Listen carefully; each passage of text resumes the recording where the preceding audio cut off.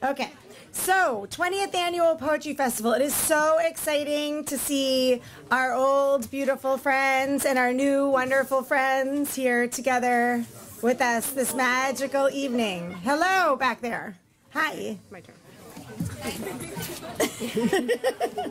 Okay, we'd like to thank Brookline Booksmith. I don't know if they can hear me. Yeah, Tom's right. Oh, good. For 20 amazing years. I mean, I believe we've been down here for 20 years. Their generosity with space, flexibility, and they always donate gift certificates has been greatly appreciated, and we're really proud of our independent bookstore. I want to mention a couple of other gifts certificates that were donated. The Coolidge Corner Theater donated 6 tickets, so we put them into pairs of 2. Yeah, and so that was a donation, so that will be one of the raffle prizes. And every reader, every student reader gets a $5 gift card from JP Licks. But what we figured we'd do this year, hello? What we figured we'd do this year is we figured that we would give a, I usually do that. Okay. We figured that that we would sneak one $20 JP Licks gift card in. So we just mixed it in, threw it in, and you won't even know until you go to JP Licks that you were the winner. Thank you, Allie. Okay, you go. Okay. I'm Kanye. Oh my gosh. Okay. Does that make me Beyonce? Lynn, Taylor, where am I? You're here. Here. Thank you to our BHS colleagues and Brookline people like Judy Steinberg and everyone else, Barry Schumann, so nice. Thank you to Rick Calleja for reading a poem every year. For 20 years. 20 years, who have supported and joined us on this poetic odyssey. And most importantly, hi back there, most importantly, thanks to all of you, the student poets, for opening your hearts and sharing your words with us tonight and every night. You inspire us. Okay. So we're asking, we have a big crowd, we have a lot of readers, so we're asking that people read one poem. I know that's hard. So unless your poem is a haiku, then you can read 2. We want you to read one poem. And then at the end, if there's time, we'll ask people if they want to come up and read a second poem. Okay, great. Okay. And please read your poem slowly into the microphone so that the people in the back can hear. Now, people in the back, please listen quietly and don't have side conversations because we can hear you. Hi back there. Hi. Okay. So I'd like to introduce our former Brookline Poet Laureate, Judith Steinberg. She's been a poet in residence in Brookline for years, and she's going to tell us something exciting. Okay. Thank you. Thank you very much, Lynn and Allison, my good friends, and this is one of my favorite events, and this year with the music and 3,000 pizzas, it's even better than ever, and all of you guys, and I look forward to hearing your poems. I served as Brookline Poet Laureate for 3 years, and I had a wonderful time, and now I've come to introduce you to the second and Brookline Poet Laureate, Jan Schreiber. Jan Schreiber is a resident of Brookline. He's a poet and critic whose work has gained a wide audience with the publication of his recent book, Sparring with the Sun, a collection of essays on 20th century poets and theories of poetry. A founder of Canto, Review of the Arts, and co-founder and co-host of the annual Symposium on Poetry Criticism at Western State Colorado University. And he's a visiting scholar at Brandeis University, a group leader at the university's Osher Lifelong Learning Institute, and he has a special interest in Renaissance and modern verse. His previous books of poetry include Digressions, Wily Apparitions, Bell Buoys, and 2 books of translations, A Stroke Upon the Sea and Sketch of a Serpent. His poems appear in both print and online anthologies, the most recent being Lay Bare the Canvas, New England Poets on Art. His newest collection, published a year ago, is called Peccadillos. And I just want to say that I hope that the high school will invite Jan to come and visit, to give a reading or maybe visit a classroom or a workshop over the next year or 2. And he is going to come and be the first reader of one poem. So please welcome Jan Schreiber. Yay! Woo!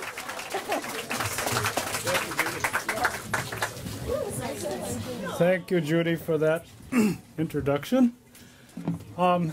It's hard to know what to do for a group as diverse and with as many different interests as possible, but I thought I'd mention that one thing poems can do is tell stories, and one thing that they can also do, but it's not done so often, is to create characters. And I, in this particular poem I'm going to read you, created a character called a grifter. And a grifter is a kind of small-time con man. And so this is a poem called The Grifter at Heaven's Gate. And you have to keep in mind that a small-time con man has been spending his life conning people. And all of a sudden, he's up at Heaven's Gate thinking, oh my God, I got to tell the truth. So here's his poem. After some decades, I got used to lying to them about myself, to me about how much I'd take before I threw them out. I also lied about my fear of dying. In age, we finally celebrate success in mastering that most pliable invention, the self, through which we have no faint intention of letting others see the soul's distress. And once the mask is fixed, the rest will follow. The symbols of control that we and they are taken in by, or the balls to say loss doesn't matter, but that's pretty hollow. I've been with more than one who talked that way until the full force hit them, then they caved. At times, I wonder if I could have saved them from the ravages of clarity. Not that I'm trying to sound unduly tough. There isn't much to gain in piling on to make a jackass of some sorry son who takes it hard when someone calls his bluff. So now that I am picking up my winnings, it's time at last to set the record straight, and in a way you can appreciate, because you know there are no extra innings. I played the parts, aware what I was paying. I fished for easy praise, but knew the score, and lost, but still kept coming back for more. I saw the outcome, but I kept delaying. The kids who follow me will do the same, cocksure and ready, tensed up for the fight, breathing aromas of a summer night. They play before they understand the game. And now I'm checking out. We're almost even. I got some satisfaction for my bit, although it's true I never made a hit, but left some of my blood there on the pavement. You'll see it if you care to have a look. And someone, searching in some far-off season, might sense a meaning or infer a reason. But that's not very likely. Close the book.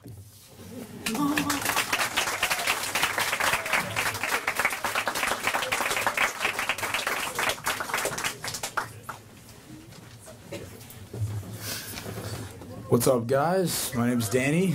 I'm a junior at Brookline High. I'm going to be your MC for tonight. Make sure everybody signed up who wants to read, okay? Okay. Just right now, before we start, I'm just making sure everyone's signed up that wants to read. So raise your hand if you didn't sign up and want to read. All right, cool. Let's get right into it. I'm going to call up Hannah. Don't forget, each reader gets a gift. Each reader? Okay. Hello. Don't laugh at me. I'm Hannah. I'm also a junior at Brookline High, and I call this All You Can Do. On Friday night, under the warm, dim glow of yellow streetlights, you walked me to my front door and pulled me against your strong heart.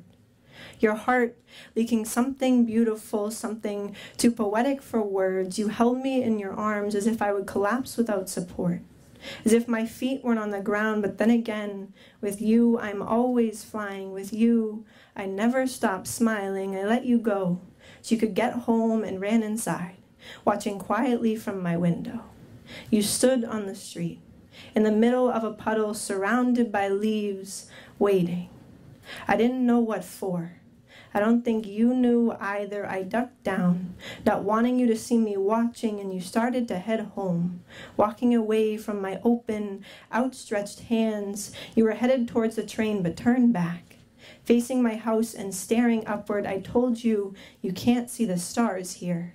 I told you there's no use looking up. You saw me before I had a chance to make myself look pretty again.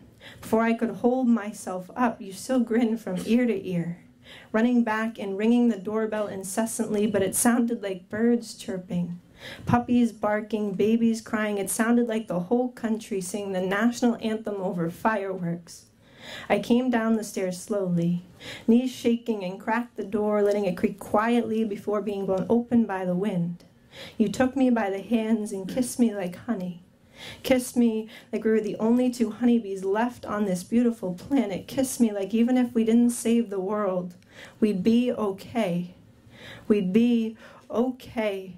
You held my face like porcelain, like precious treasure, and said, now you really had to go.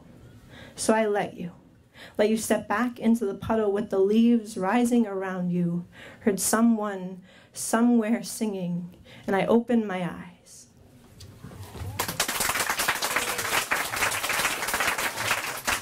Hold up, Hannah, come back. All right, for future reference, after you read, you get a gift card. All right. All right, now we're calling up Joey.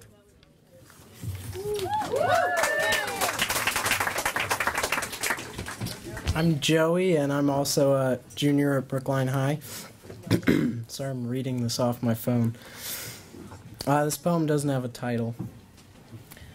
Cupping hands together to hold an egg, in my steady chrysalis he sits, perched atop some immense of nothing, as swift winds curl their fingers to me, only to find that their hands were empty, and so were my mother's.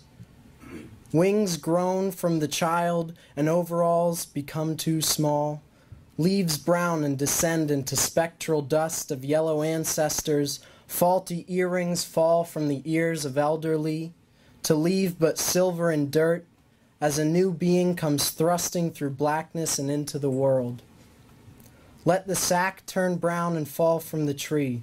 It was only useful for some time. Let winds walk with the child who finds his scissors laying on the ground to be picked up and spun around a tongue too small, keeping stable feet and danger close, straying from his silver parental wolves of pasts not to come again. And birds all quiet turn their heads to watch him saunter in the forest. Promenade in green and gold, he dances the rain dance but asks for snow, holding all his toys. Watch it all turn brown and fall from the tree. Dance the rain dance and pass through crooked woods, though not as crooked as the home behind. He hollers holy, holding hands together, asking for apostles to show themselves. Capturing one drop falling, he catches it all in my palm. Wake my eyes and a third one too. Calls on apostles but guides his own way, stepping across browned twigs and ornaments and pine, sauntering, singing, staying in himself, still spinning scissors across faulty ground, ready to trip at a moment's notice. Flapping wings he is now graced to have, grateful to have thanks and the grace of God, still holding hands, he wanders on, and I walk with him. I have known him all along. Misty-eyed and whispering across his shoulder of youth, screaming until his throat runs dry, until the tears come and his breath is gone. But there's too much mist at the top of the mountain, and no one hears a sound.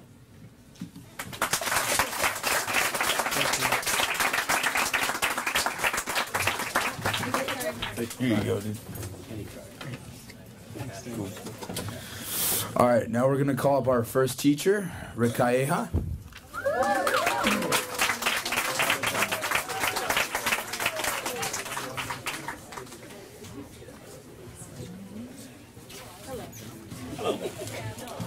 Oh, well, it's not the right. Hi. So I think I'm the only person that's come to all 20 of these. Yeah. This is kind of like my checking out poems because everybody knows that I'm leaving in June. So, all right. So this is called Thoughts on Retirement, or I Did It My Way.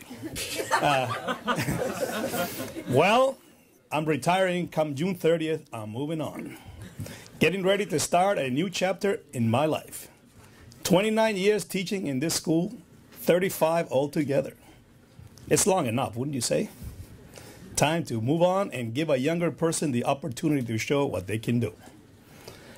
I've seen a lot of changes these past 3.5 decades. When I first started out in teaching, we still used mimeograph machines. Anybody ever seen one of those?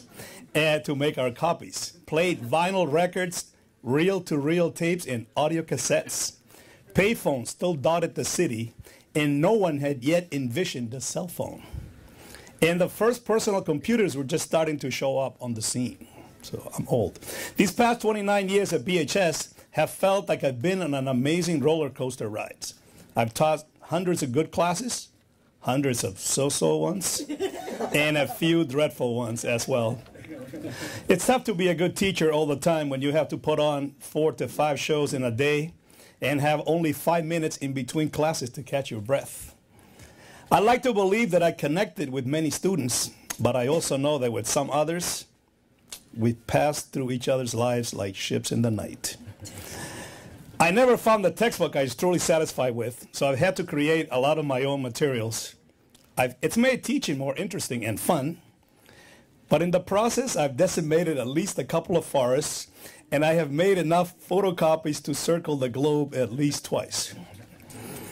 I've taught with some great colleagues, people I love and respect, a few of whom are no longer with us.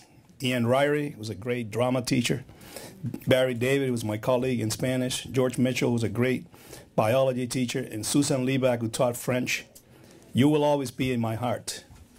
I am a fortunate man. I picked the right profession at the age of 22. Working with young people is what I was meant to do.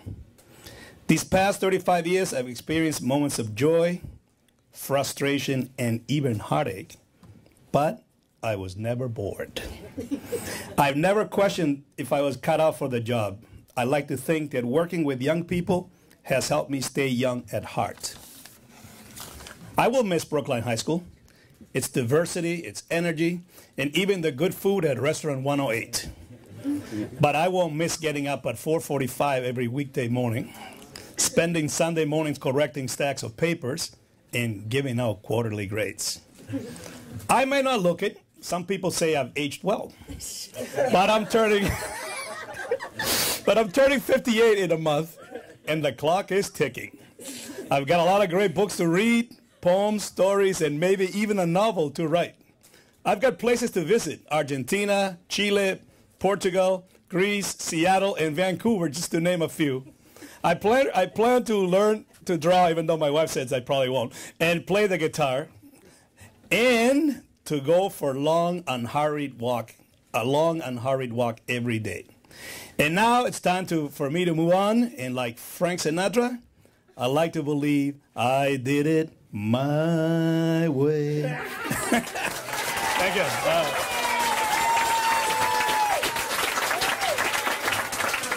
Thank you. Okay, now we're calling up JK. Cool. Yeah, of course. It's okay. It's okay. You're special. I'm special. You're the only one. What? If other people had given us $50, What's up, dude? Yeah, I gave him $50. Hi. My first poem has 2 titles. The first one is called Imperialism, while the second title is This poem is a metaphor for racism. Thank you. Growing up, I was always told to open my eyes. I heard it from everyone, from the media, from bullies, from friends, and in the end, myself. I tried everything to get them open. I really did. I taped my eyelids to my forehead. I propped them open with toothpicks. I pried them open with tweezers. Nothing worked. It was only when I stopped eating my mom's cooking that I was finally able to open them. But when I did open them, all I could see was white. I was blinded. And now, all I want is to be able to close them again. God damn it. So close. All right, I actually have a quick second one. I'm sorry. That one was kind of quick, so I have an excuse. Okay. Okay, yeah. Okay, so the second one is called Please Remember Only Me. So the first time we met was kind of unorthodox. It was during one of those middle school indoor soccer games, and I played for Lawrence while she played for Pierce, and long story short, I ended up whiffing the ball once, kicking her leg, and making her cry. You know, she actually refused to shake my hand after the game that day, even though she doesn't say that she remembers that last part. 5 years later, I sat on my bed, my heart beating faster than a bird in a glass box looking for a way out. I called her and asked her out on a date. It took a while before we actually hung out, but now I know that it was worth the wait. Fun fact, I almost hit a deer with my car on our first date. Now, I've always been a pretty cynical and negative person, but I've sort of just convinced myself that it's, you know, just a fault of my character. I guess I'm just too critical and just too smart sometimes. But she's the one who convinced me that you're never too young. That good things actually can happen. That it's not always about me. Basically, she showed me how awful of a person I could be. But she also showed me how good of a person I could be, which to an 18-year-old boy is the greatest gift of all. It's been 5 months and 15 days since our first date, which isn't a very long time in the grand scheme of things, but I feel like I've known her my whole life, and yet I still ask her questions every day in an attempt to get to know her better. In fact, I have a question that I actually wanted to ask her today. And even though I think I might know the answer, I just wanted to make sure.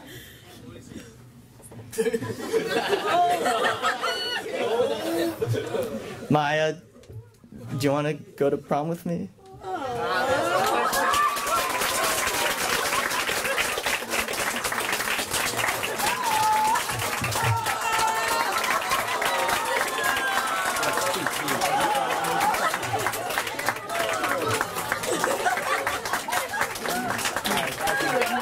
I'll just take one. Take two. Thank you. All right, now we're calling up David. David. David, my man. Door prize. Door prize. Door prize. Yeah. Oh my god, you didn't read the script? David, come here.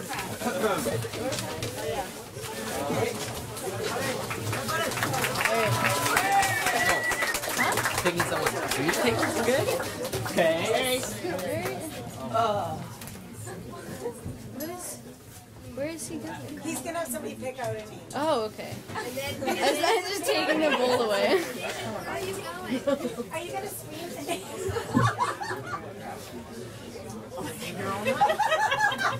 Who is it?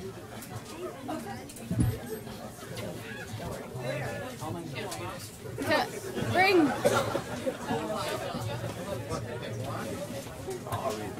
Monheso. Zoe. Yeah, Zoe. Do you want me to say it? Yeah. What's the name? Okay, Manhei So. See, you skipped the door prize. Yeah, I did. It's my bad. I know everything. What do we give her? Give her just anything. Just pick something. Huh? Yeah. Jaime's going to read. Do you want me to just... So you can put him anywhere. Just pick... And then what I'm going to do is, after I read, I'm going to introduce Reggie. What? You're going to... After I read, I'll introduce Reggie and have him read. So that's how we'll do that. Who should I have go now? Just go. Just do the same way. I read the poem. Huh? It's you? Yeah, it's me. Oh, all right. Now David's going to read his poem. Yeah, I'm not reading it.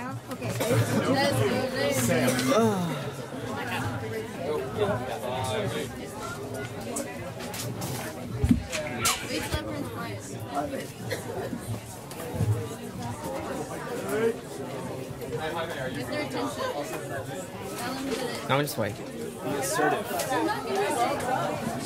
Attention, please.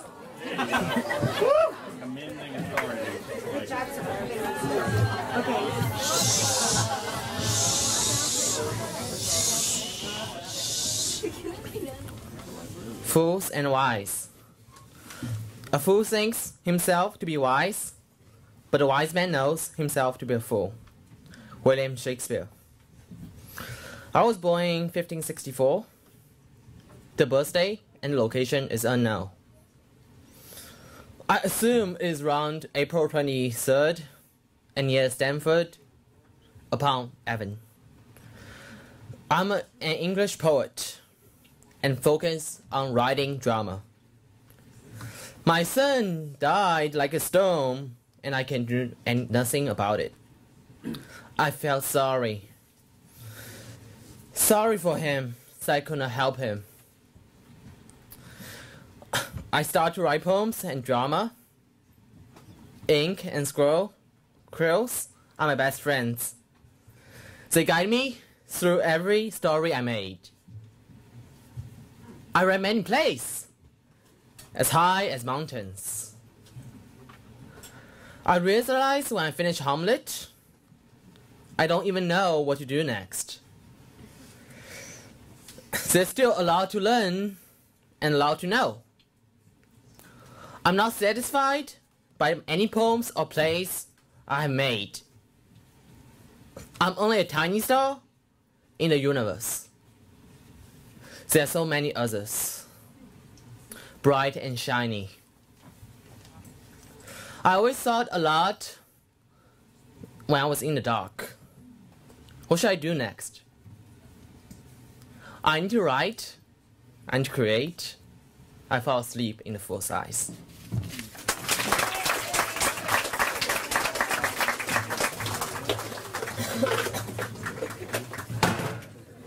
Cool. All right, now we're calling up Daniela. Yeah.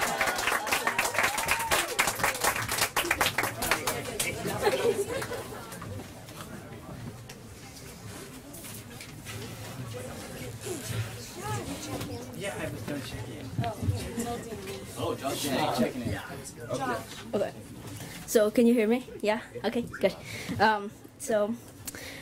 This was actually a assignment for my composition English class, and I mean, I thought that many people think of rainy days as depressing and sad, and they don't really see the bright side of it. So my poem is A Rainy Day. Okay, here we go. Little bumps of water fall down from the cloudy and great sky and explode all over my body, making my clothes one more layer of skin. And the breeze feel colder than it was. I'll close my eyes and hear the water splash on the ground. The light brown chocolate, the brown collection of raindrops crashing against the rocks on its way down the rocky path, and giving them a tour down the steep hill. The laughter of mis primas and mi hermana, who were singing Quisiera que las gotas de lluvia fueran de chocolate, from the song If All the Raindrops by Barney. Even though mi hermana didn't like chocolate that much, and mis primas, who thought they were so grown up, were singing a song by Barney. But I was guilty as well. The smell of wet dirt all around me made me think of the early mix of cake was being prepared for tomorrow. which me, mi hermana, and mis primas were great at making. The brown cake with light pink and slimy worms traveling in and out, I could already imagine. The steep hill of our paper boat races, where I hoped the other paper barquitos crashed with the rocks on their way down, so I could win, but trained for la revancha every time I lost, because every time I lost. Hearing the voice of mi mamá yelling, ya métanse, and seeing her giving me the look that meant my death. Running inside, leaving a trail of slushy brown mud and chocolate water behind me, and staying inside the warm shower a lot longer than usual, because I knew mi mamá had seen my beautiful and slushy footprints that I left behind. The smell of atole de chocolate coming from the kitchen, and sitting down on the giant creamy white sofa, drinking atole and eating pan de dulce, but making sure I didn't spill the hot chocolate anywhere, because if I did, I probably wouldn't be here today. Oh, I'm not done. Crumbs of pan de dulce fell down on the sofa like raindrops every time I took a sharp bite, and every time I hid the white crumbs under the sofa and thought how I could blame it on mi hermana when mi mamá found out. Outside, I could hear the sound of chocolate river flowing down the craggy path, and the raindrops exploding on the ground and crashing against the transparent thick glass, drawing a smile on my face and thinking that it was worth it getting sick.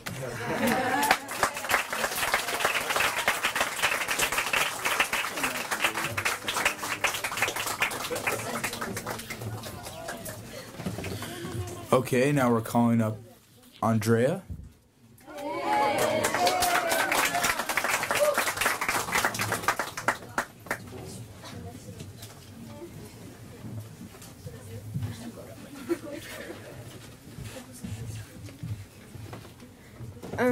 My poem is called The Girl, and it's about social anxiety.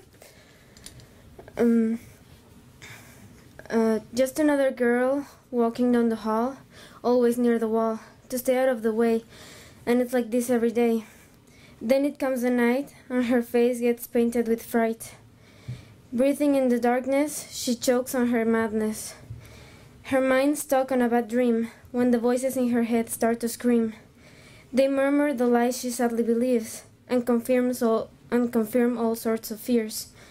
She slowly mutilates her body with those threatening sharp tongues, while she listens to heartbreaking songs. The sharp feeling rolling up her vein shuts the voices and relieves the pain. The blood falls to the floor while she sinks on it more and more. The adrenaline escalated up her skin. She looks fragile, pale and thin. The razor still in her hand, and she holds on tight, while she listens to be Mike. Listen, pretty lady, you don't have to be alone. So she looks around, and she knows she's on her own. Her back leans heavily on the wall, 'cause at the end of the day, she's just another girl walking down the hall.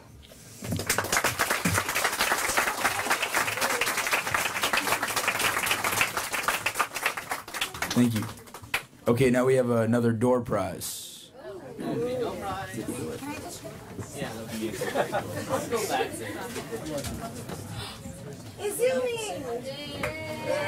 Izumi, yeah. Oh, a journal. Oh, wow. Where's the journal?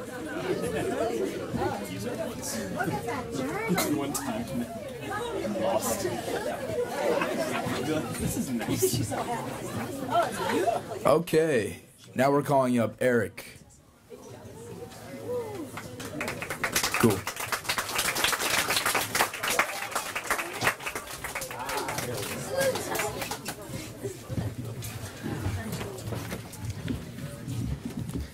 Hi everyone. Music is a big part of my life, so I wrote this poem to show you guys what I think of music and what it means to me. And the topic of the poem is called music.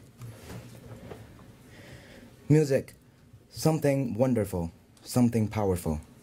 It gives you comfort and it gives you strength. It is your best friend, and it's there when you're pleased, and it is there when you grieve. In fact, it is everywhere. Classic, pop, country. Each style is like a human being. They can be peaceful, and they can be aggressive. But without music, the world will be odorless, colorless, and lifeless. There will be no such thing as joy. The whole world will be lifeless, quiet, deadly. Thanks to you, music. You makes our life wonderful, colorful, and of course, powerful. To music.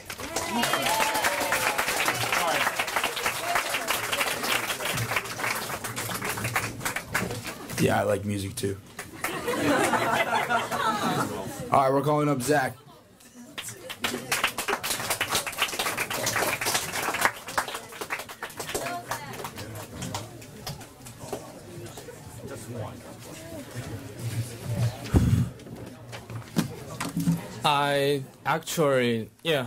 As you know, I'm Zach, a junior in Brookline High School, who actually had prepared a haiku, which only has 3 lines. And somebody announced that if I want to read a haiku, I need to read 2 poems. So I changed to a Manful poem. The name is The Second Time I Was Robbed.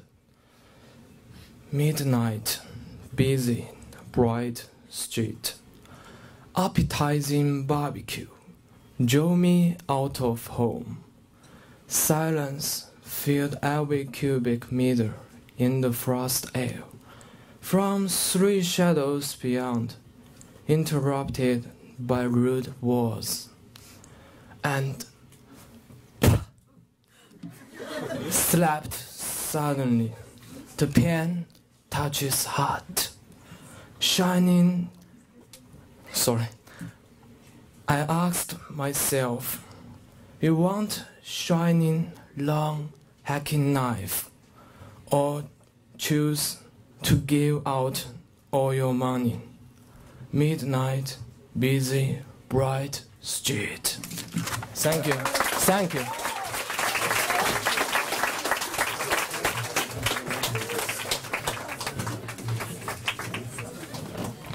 Nice. Okay, we're calling up James.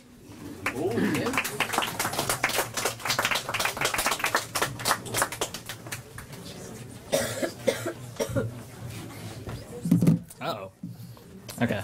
I'm James. This was written last year. It was meant for a special someone, but kind of messed up. Ask her from. Nah, too late. Never got to tell her. So instead of collecting dust on my Google Drive, I thought I'd share it now.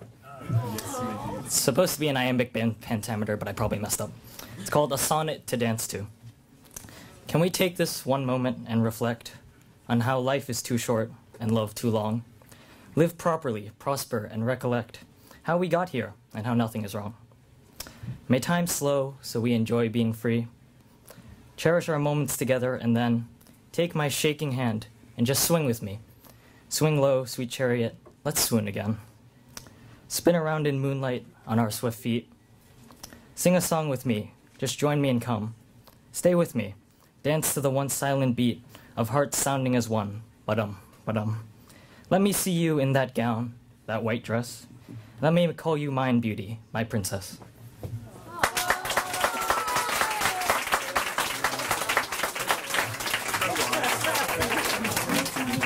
Okay, we're calling up our school librarian, Lynn Cohen.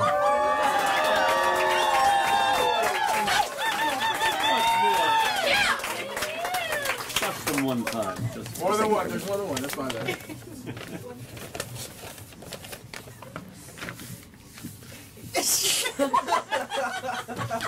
Okay. All right, I'm actually a little bit nervous, but I feel like Brookline is the great democracy, and it would be hypocritical if I didn't read something. Miss White, what's your name? Miss White Fried Bone,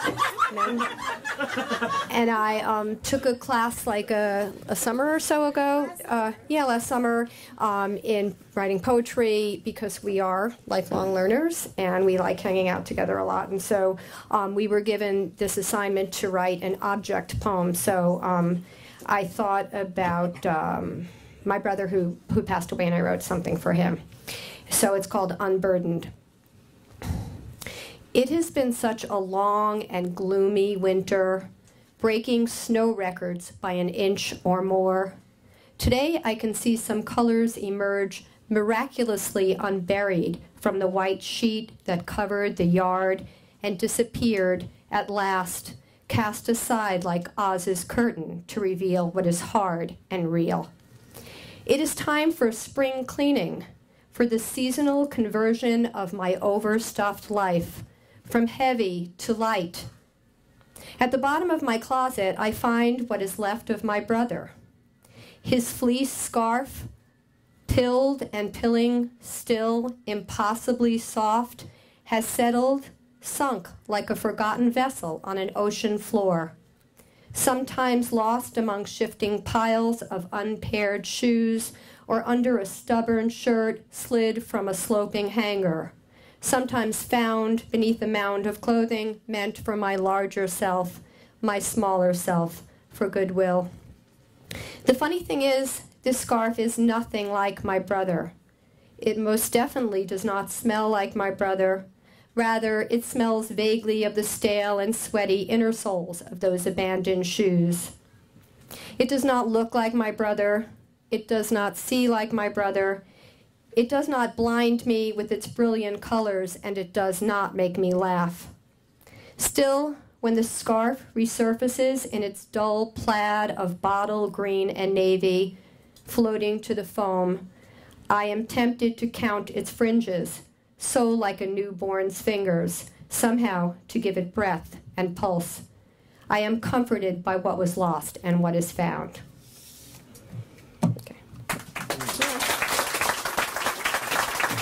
I'm going to switch it up a little bit here because I would very much like to introduce our next poet. We have a very, very, very special guest in the house, my friend Reggie Gibson.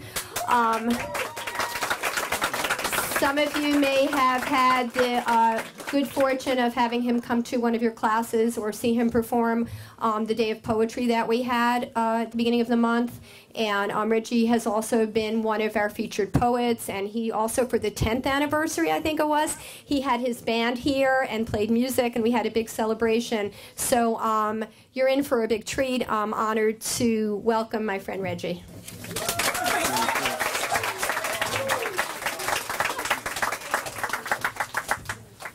I was going to read a piece about Boston, but when Lynn was just speaking about music and poetry, and we had some musicians up here earlier. Where are they? Let me see. Where are you guys? Put your pits up. Okay, good. Thank you for blessing us with that. There was that gentleman right there who also spoke about music and what music gives us and what it does for us. Thank you for that. And there was who else? You were saying something? Oh, him as well. Thank you, sir. I was just looking in that direction. And I guess this whole thing about music and poetry, it's part of, I guess, some of the things that distinguish this curious bipedal species that we are, Homo sapiens sapiens. And I guess it's a beautiful thing to be able to bring them both together. There are two things I think that truly has made us human. That and the asking of questions, which also is what an institution of learning is supposed to be about. Not to give you answers, but to give you better ways of seeking your own answers and asking questions. So I'd like you guys to give me one word. When I do like that, I want you guys to give me one Anglo-Saxon interrogative gruntable. Yes, that word is what? What? Now, act like you don't believe me. You're teenagers, most of you, so I know you speak the language of incredulity and sarcasm. So what I need is for you to be like, what? Like when you found out your parents were hypocrites. Keep living. You'll find out. I'm a parent, I know. So, exactly. So a little rhythm, we'll get it. So let's take it back to the dawn of time.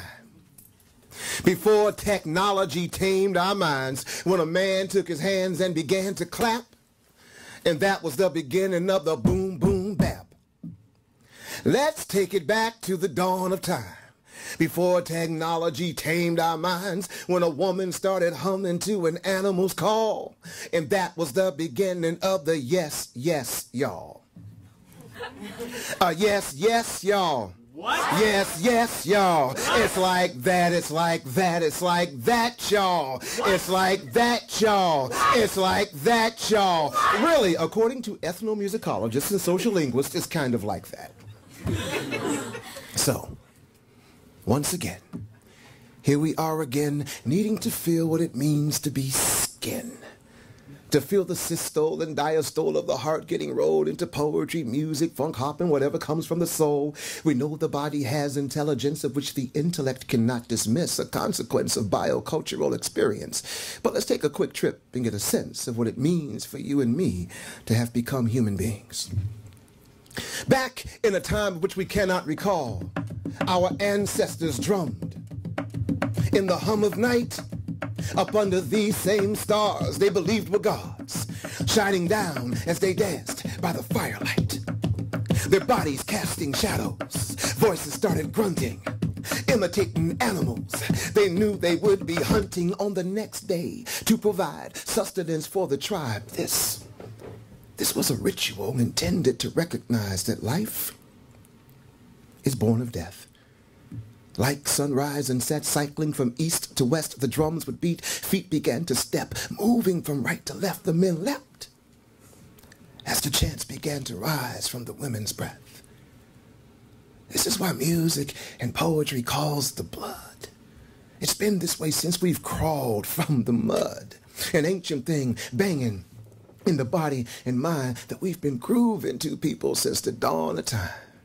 So check it, let's take it back to the dawn of time. Before technology tamed the mind, a man took his hands and began to clap. And that was the beginning of the boom, boom, bap. Let's take it back to the dawn of time. Before technology tamed the mind, a woman started humming to an animal's call. And that was the beginning of the yes, y'all. Yes, yes, y'all. What? Yes, yes, y'all. What? It's like that, it's like that, it's like that, y'all. It's like that, y'all. It's like that, y'all. What? It's like, well, whether Irish or English or Spanish, Danish or Swedish or Polish, Russian or Turkish, Italian, German or Kurdish, Japanese or Assyrian, Javanese or Armenian, Portuguese, Hungarian, Hebrew, Zulu, Hungarian, it don't matter what tongue you speak, languages all have a beat, the body can instinctively translate into music. See, what science has found is we are creatures of sound. And our ears need to seek rhythmic patterns in human speech, like the words I'm spitting. Hear the rhythm that's in them, even before you get a hint of any content I'm kicking. You first think nothing of it, but the verbal percussion begins to drum it inside of your mind, and then your blood begins rushing. Your pulses get to throbbing, the head begins to bobbing. You feeling the effect of what the rhythm has been plotting. It's gotten you to synchronize your alpha waves and realize that rhythm's more than in music, but structurally it underlies each and every atom to plasma scattered on Saturn. Every stage of matter is organized in rhythmic patterns which are architectonic. Everything has a tonic. Everything has a cycle. Everything has a phonic. All life depends upon it. We're engineered to want it. This thing that remains, refrains, comes back is chronic. This thing that haunts us all like a ghost in the mind we've been dancing with, people, since the dawn of time. So check it. Let's take it back to the dawn of time. Before technology tamed the mind, a man took his hands and began to clap. And that was the beginning of the boom, boom, bap. Let's take it back to the dawn of time. Before technology tamed the mind, a woman started humming to an animal's call. And that was the beginning of the yes, y'all. Yes, yes, y'all. What? Yes, yes, y'all. What? It's like that, it's like that, it's like that, y'all. It's like that, y'all. It's like that, y'all. It's like a meow, that, y'all. It's like that, y'all. It's like that, y'all. It's like that, y'all. It's like that, y'all. It's like that, y'all. It's like it's like that.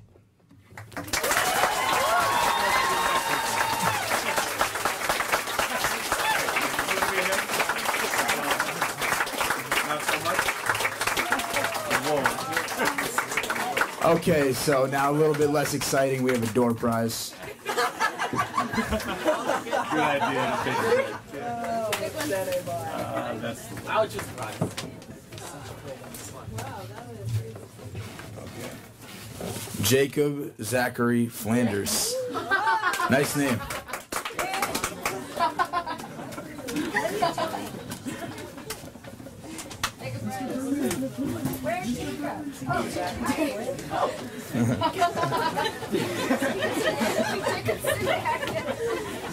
I'm gonna cry. Okay. All right, now we're calling up Arden.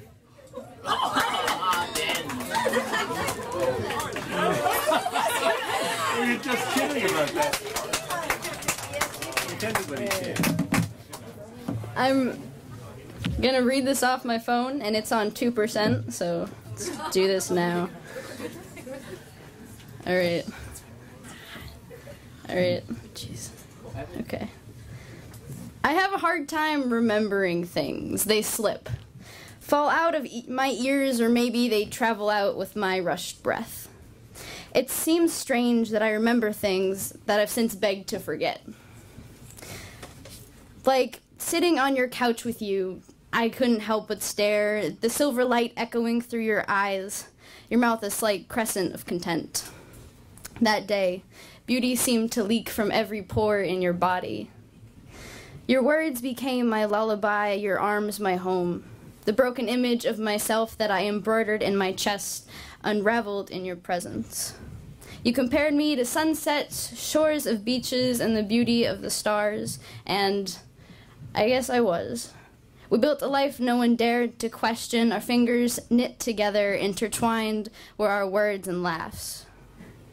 You made me love in a way I only believed happened in fairy tales. Fiction was our love. I tried to tell myself, you didn't mean to hurt me. I also hate lying to myself. The words you spoke, yours and mine, told again but not to me.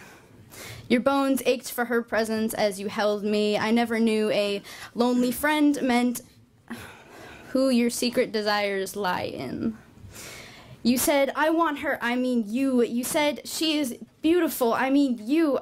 You said, I love her, I mean you. Once a lullaby, your words were just an alibi. Your arms and welcoming guests unknown. Yet your comparisons now ring false. I am thunderstorms and lightning bolts, tsunami waves, and a supernova. A reckless teenager with a broken heart, burning bridges to guide me back home. Your love now poisoned, infested with hate and disappointment. A broken heart no longer beats but convulses. This heart I will stitch whole again, and I will remove your pieces from it. I will continue raging against the memories I beg to forget but cannot. You I beg to forget but cannot.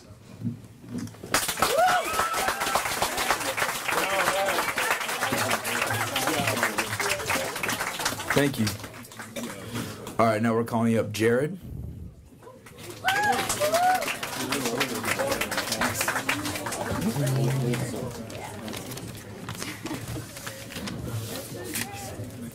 So I call this poem Faites-vous l'Echille.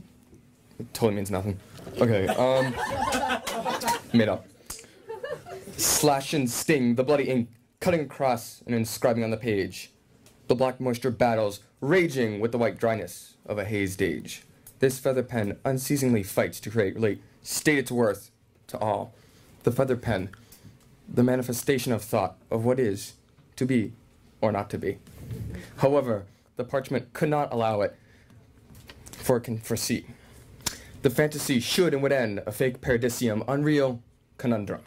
The parchment stains the ground with the absence of script, just script illustrating the lack of trees, trunks branching the leaves and blossoms, showing the world was all dirt, rock, molten, and dead. The pen fights back, great peaks wreaking havoc on the sky in front line, towering mountains, grand landscapes, deep oceans, and bedazzling spires. The parchment flips over. The efforts, the art, the youth of the pen, not meant to stay.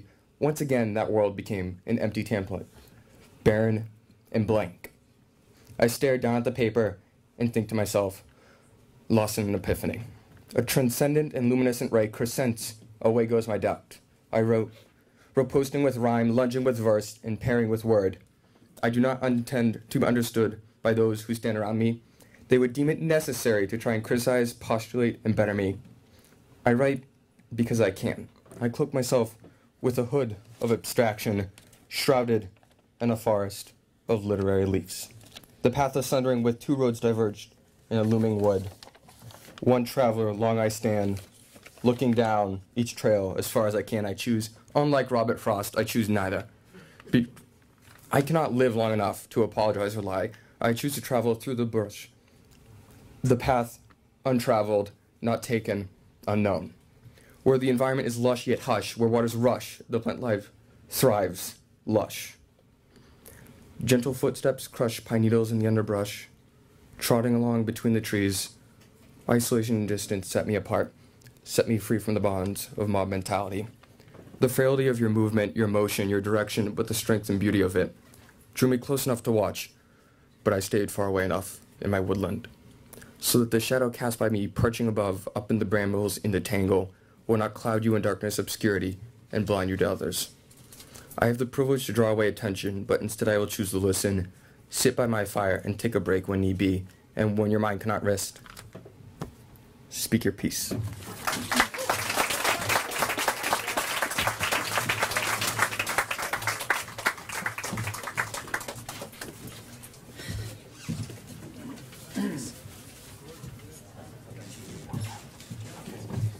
I do this raffle? Is Yolene Joe here? You just won a Booksmith gift card. Woohoo!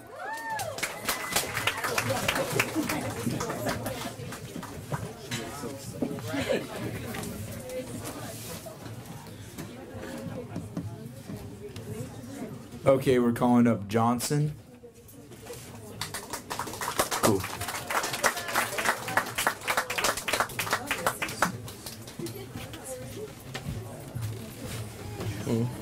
Hi, I'm Johnson. I'm a little bit nervous. The song I'm going to share is named Possibility. It's actually the first English song. Sorry, it's not a song, it's a poem.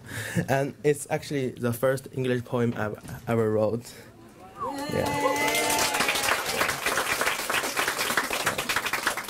Possibility. I pushed aside the snow and found a quail egg. Small and fragile and freezing it was, with brown dots decorated on his head.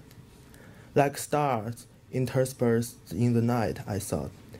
Even the faintest flame may emit the blindest light.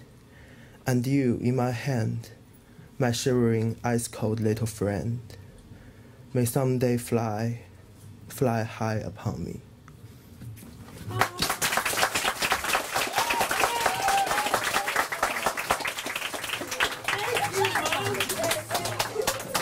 Dope. Okay, we're calling up Sophia.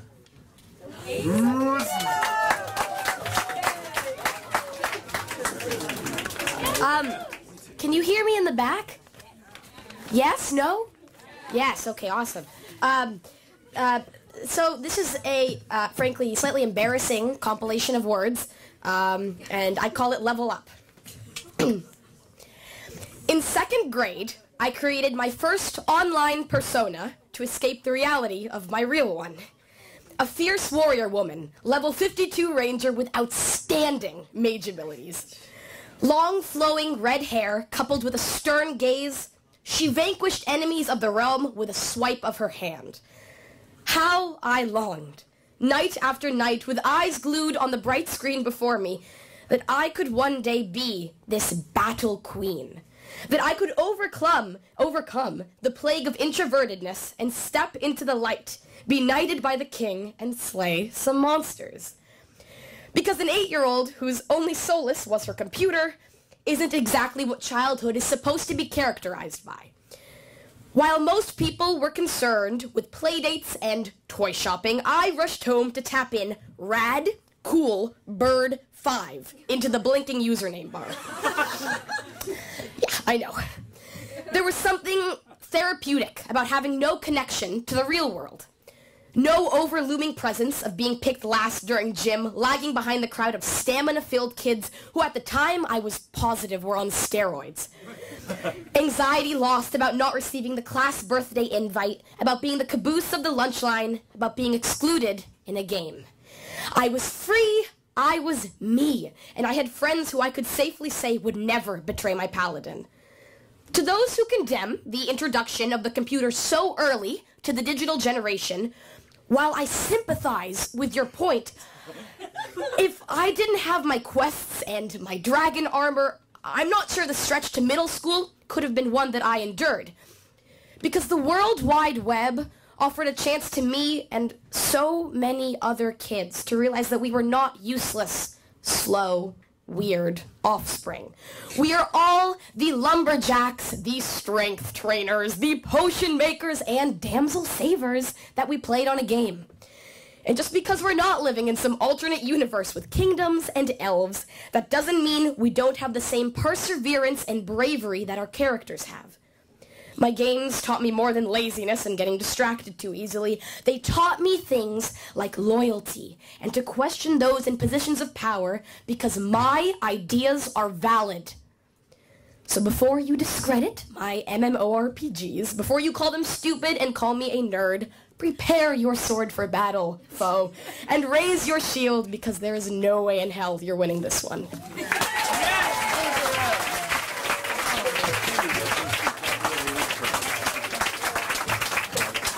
Okay, we got another door prize.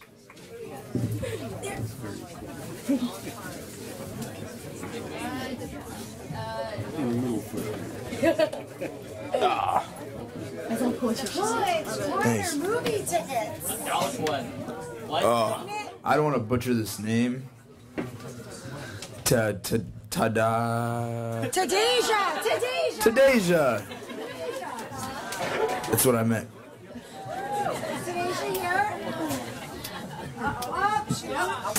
Come on, Tadasia.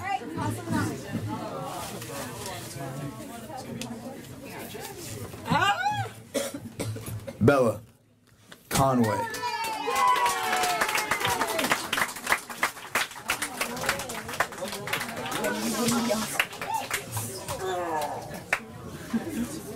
All right, cool.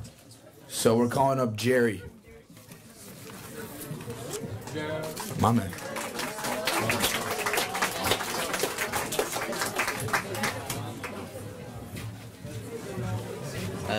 Hi everyone, I'm very nervous.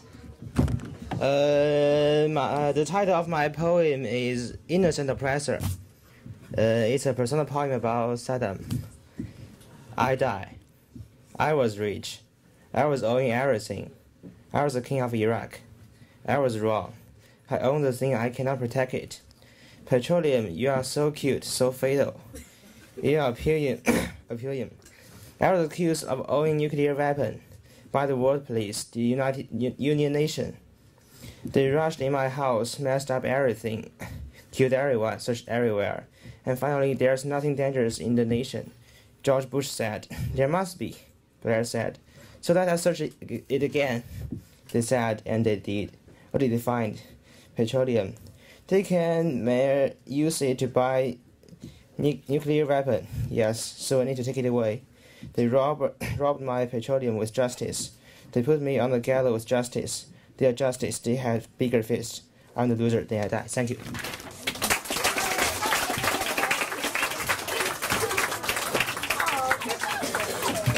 Good job, man.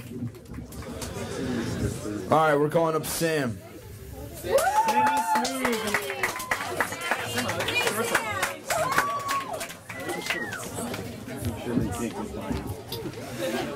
Hi, can everyone hear me? All right. So I wrote this poem after seeing The Normal Heart, which is a play about the AIDS crisis in the 80s. It's called The Dying Man. The dying man lies in bed wondering what he will do once he is dead. The sheets wrapped around his clammy ankles provide him only with more frigidity. The dying man lies in the hospital bed because his feet are now too numb to stand him up. Once, when the dying man wasn't dying, he climbed a mountain. He runs his dying fingers on the seam of the blanket, remembering the feeling of touch on something warm, like the pavement in summer or the breathing of someone next to him in bed. Once, when the dying man wasn't dying, he had someone to cut his vulnerable hair. The dying man lies in the hospital bed alone, imagining the breath of someone next to him. The thought alone provides more warmth than the sheets wrapped around his clammy ankles. The dying man looks up at the stars that aren't there, and imagines holding them in his hands, each one a different color, a different weight, but also light and moist. They leak water onto his palm, when he squeezes them too hard. He holds his hand up to his mouth and places his lips on the liquid. They taste like the blood of a person whose audacious heart had just seen something beautiful. The only thing left on the dying man's body are his bones against his ailing skin, and his blood at this point is just a catalyst for his robust lungs to stop dancing. Once, the dying man became sick, and forever that way he remained. And the furtiveness the dying man paraded with adhered to the crumbling of his sense and the decay of his breath. The dying man lies in bed wondering what he will do once he is dead. Maybe he will climb a mountain, or touch the hot pavement in the summer. Maybe when the beeping stops, he will have someone's warm breath on his broken spine. The dying man lies in bed wondering what he will do once he is dead. The thought alone, so familiar and warm, keeps his mind from counting the last 3 seconds before the beeping stops, before his breath goes from warm to cold to absent. On the other side of the world, the strings of a cello go out of tune. The dying man pretends not to notice.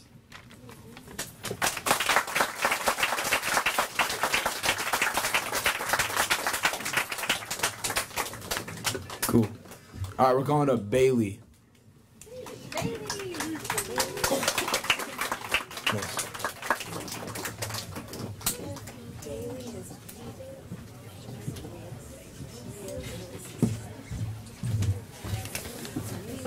Alright, I tried to slip in a few jokes, so just bear with me if they don't necessarily land. Alright.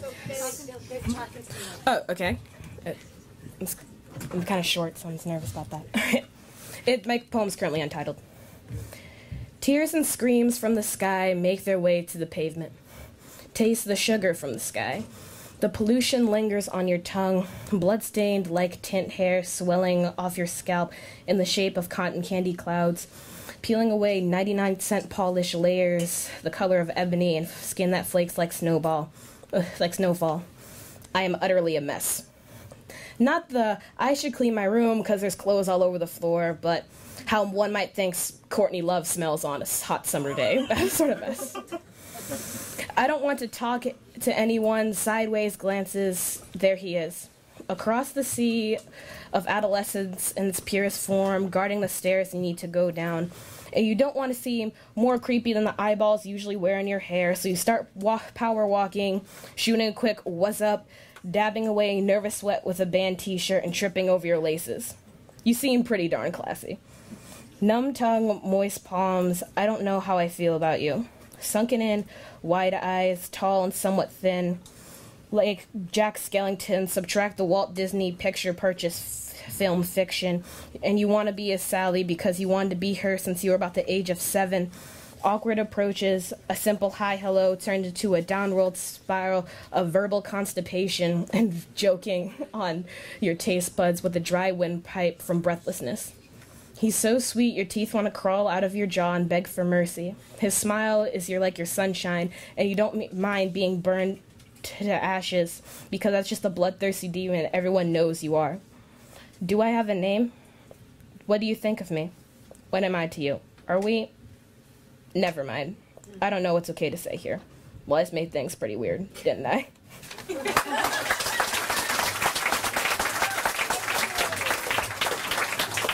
Okay, it's door prize time. Turn up.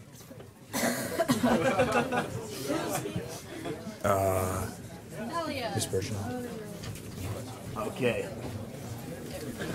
Talia Putnoy.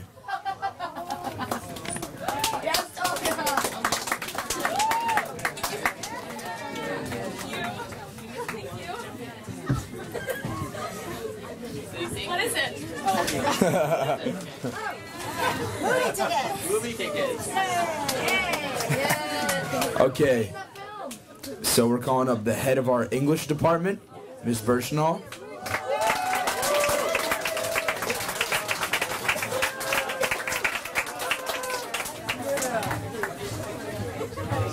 I didn't even see you there. I'm quiet. When an event goes 20 years, you run out of poems. So I've got a very short poem. I had to run upstairs and buy glasses. They were very expensive. It's called Driveway, 1985. I am 23 and in the same Delaware driveway where my father taught me to catch a ball, to oil my bike chain, to change a tire. Now I am driving to Georgia for a boyfriend who won't last, and I am already choked up saying goodbye when I realize, pulling away, that my father has stuffed my dashboard coin box with all the toll money that will fit. And I have to wipe my eyes as I write this, but I keep going.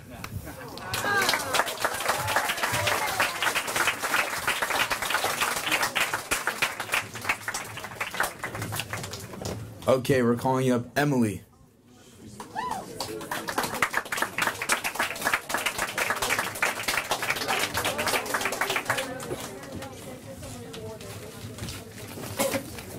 Okay. It's a bit of a personal poem, so bear with me. It's called I Know Not What You Are. Who are you? Whisper in my ear and tell me the truth. Why are you pulling away? Take my hand like you took my heart, but give me back what once was mine. Who are you? A thin branch under the weight of a giant. You shout, but I hesitate to move, afraid to look into your eyes and see what I fear the most. Who are you? A swig of alcohol, a puff of a day-old cigarette, a crash of a glass vase against a wooden door, a bloody bandage. Who are you? Sucking away my life and still seeing me as whole, a telephone ring to tell me that I am forgotten, a welcome guest for you, but an unwanted surprise party for me. Who are you? A fantasy for children, but an abuse to me. I'm an atheist who prayed, a bird that lets itself be caught by wild cats, a leaking sponge. Be gone. You taught me to stay within the lines where dreams are made but not achieved. You created a porcelain doll with disproportionate shares of too many lies and too little truths. Vanish. You put a knife to my throat when you wished me good luck. You turned to a foreign book, leaving behind fingerprints of ink and dog-eared pages. Yet, you are a leech to my memories, ripping away the duct tape I had used to keep together my sanity, and now all I have left are the messages wishing me a happy new year. Thank you.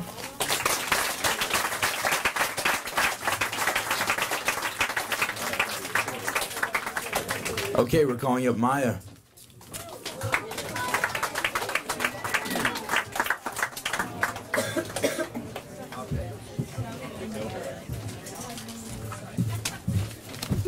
Hi.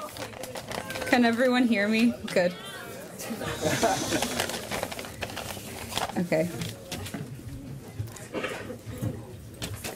Past. Because of how I become nervous, standing on her floral off-white porch, creaking only under my steps.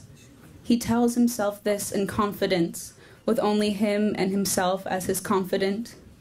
Because my feet stumble over the knots my words create, teetering, twisting, zapping my heel, yet she swings her lashes carelessly. They latch onto mine playfully. Her hair chimes sweetly. Whispering sunny nothings in the way our hands fit together. I was lonely, lonely. Beat, beat. Lovely, loving her, loving me. We twist into our sea of benevolent strolls. Because she has taken me, she thinks I have taken her. He says this, palms sweating, grossly engrossed by the ferocity of her amour. They didn't know, how could they know, who would have ever known? Moonlight goodbyes, silent sorrows, aching promises, and unanswered letters. Epilogue. Moments. Moments, he has seen them. He sees them now as they are. Images. images tumbling short of his dreams, disillusioned by his past blurry semblance of her. Oh, what tale, what mantra, his creative passion barely dull, barely quenched. A green light, lulling in hazy milk, she glows, she glows. Together again, he has never stopped, never stopped, never stopped. Dancing cheek to cheek, she is elated, her white face blossoming, vicariously. Her words lost, he knows, for they are only whispered to him behind closed doors. She is no longer a clear tune, her reduction is only an elusive rhythm. Wasted years, he grasps, she gasps. Confusion, a lovely space, a lovely place that he has, that he had. Sacred, sacred, love is real, even as it fades, bleeding, even in the dust, unreachable. They both tread lightly now, separate.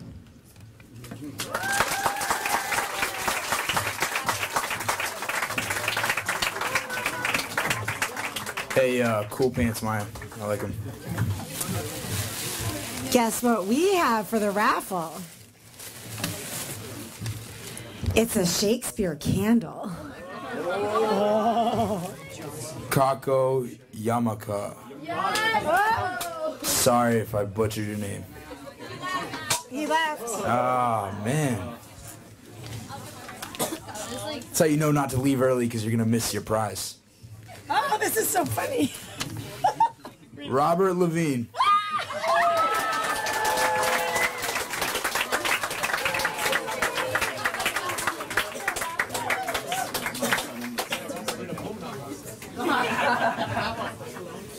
Okay, Dahlia.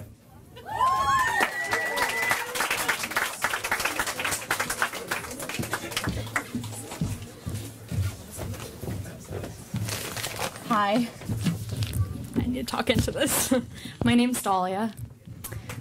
Hi. I've never read a poem of mine in front of a crowd this big, so bear with me. This poem is called It Was Only Kind of Fun, I Thought.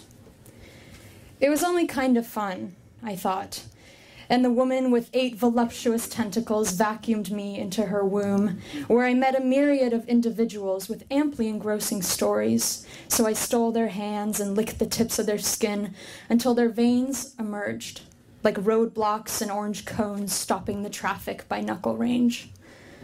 And I stared, stopping cold, realizing I was in the midst of a fun house but not contributing to what fun meant.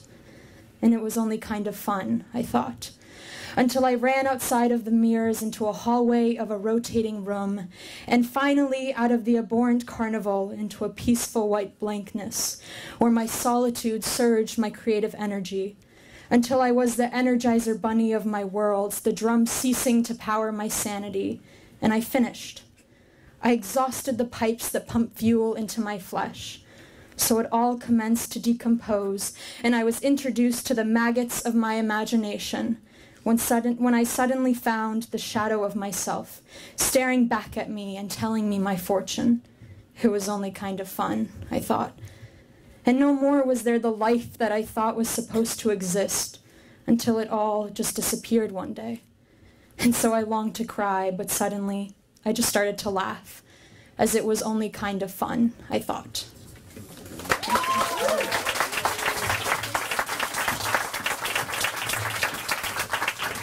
So now I'm calling up my English teacher, Allison Friedman. Or Whitebone. Sure? Okay. I'm sure. I lost my spot. Oh, I'm so scared. Okay. Hello. Look at all of you. This is also an object poem, and it takes place on the North Shore at Wingershik Beach. Seahorse.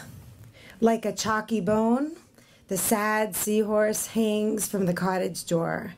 Missing one nail, it slides downward toward the ground, as if reaching for a shell on the beach. The blue door sits locked. Why haven't the new owners replaced the nail? My grandmother would not approve. That's my seahorse, I think aloud. I want to take it back. My husband looks back at our sleepy children. That's stealing, he smiles, and keeps driving. I don't care. My neck cranes back toward my salty childhood, away from Sleepy Hollow Road. They will throw it away. No, we don't need it. We don't live by the beach. Later, my daughter walks upstairs and gets to work and draws and draws and draws. Seahorse after bright and happy blue seahorse, until the markers and pastels and crayons stain at the right side of her hand. See, Mommy, you didn't have to steal. Mama, here are your seahorses.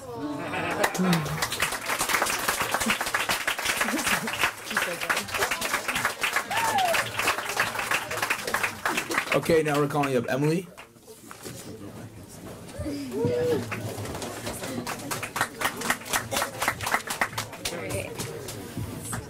All right. Hi, guys. My name's Emily. Hi. I'm a junior. I wrote this poem about a month ago when I was going through some pain, but I'm all better now, don't worry. It's called Waking Up is Hard to Do. Rudely awoken, my mind jumps into action and fills my brain with colors, the light of the window, and the crushing realization that I have to get up now, despite the 10,000-pound thought of you that keeps me anchored down. Rudely awoken, my feet stumble into motion and tangle the sheets around my ankles as I struggle to turn off the unnatural, unpleasant, unwelcoming blare. Rudely awoken, my head aches for its daily dose of milky, bitter stimulant that I force down my throat with 2 teaspoons of sugar. Rudely awoken, my mind unclouds and thinks of that one time you brought me coffee in the middle of the day for no reason other than you loved me. Rudely awoken, my heart plummets to the bottom of my stomach when I remember that you don't anymore. Rudely awoken, my fatal flaws make their presence known so I can dwell on which of the many flatlined our relationship and caused you to leave me on my doorstep hurting and alone. Rudely awoken, the lyrics of 1,000 songs crashed over me, and for the first time, I really listen and understand. Rudely awoken, my entire body tingles to feel the chilly air on the bare legs of the dress I'm wearing in the hope of reminding you what you're missing.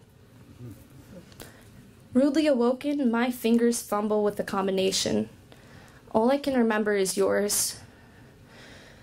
Rudely awoken, my pulse beats faster and faster and faster for fear that I might catch a glimpse of you across the hall.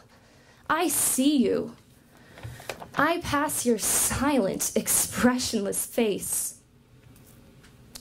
I make it. Happily awake, I walk on, knowing that although it's not okay, I will be.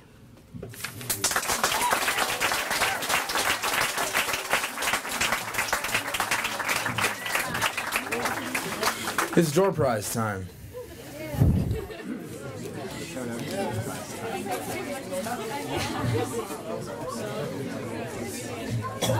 David Timmerman.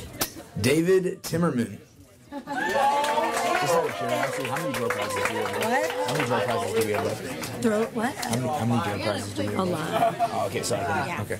This is our poet laureate, Dan Schreiber, who was here. Cool. Now we're calling up Deirdre.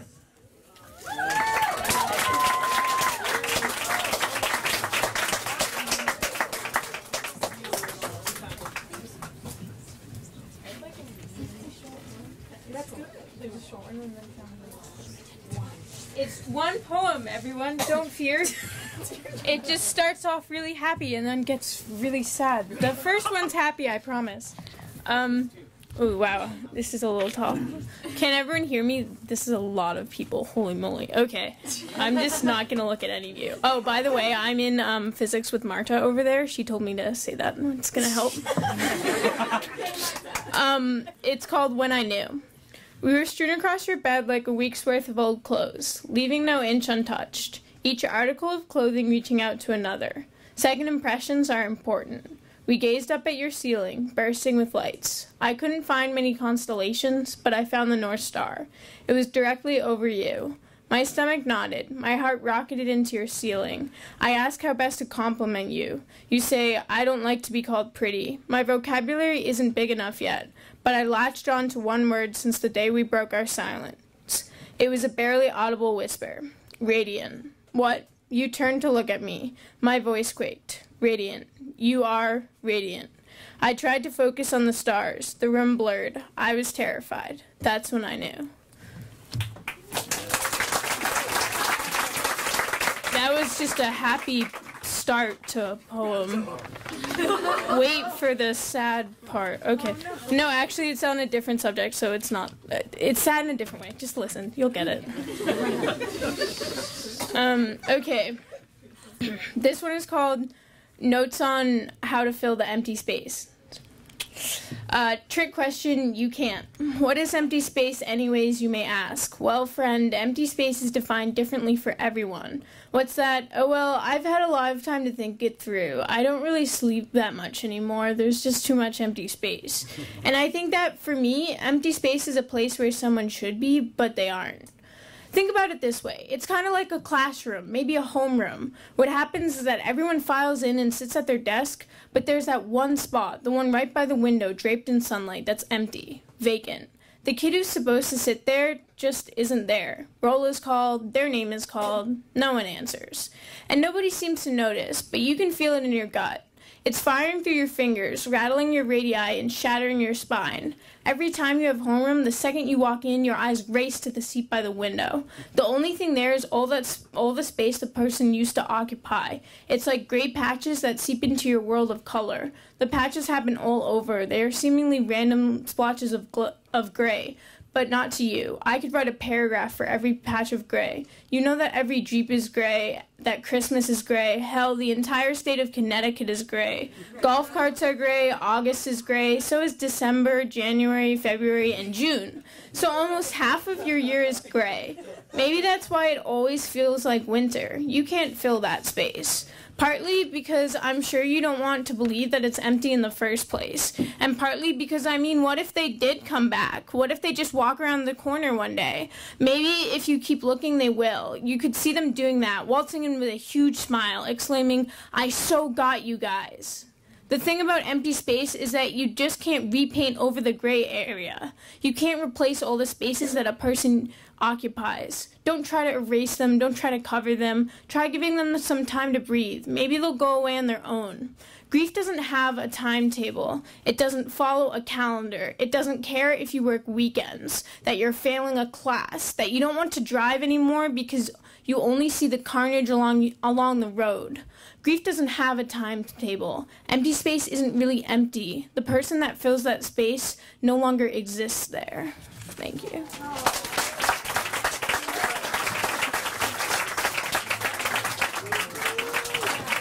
Thank you. Lucy.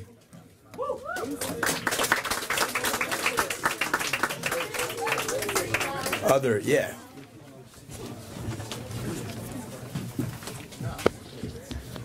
Okay, hi. Some of you have probably already heard this one, so sorry for the repeat.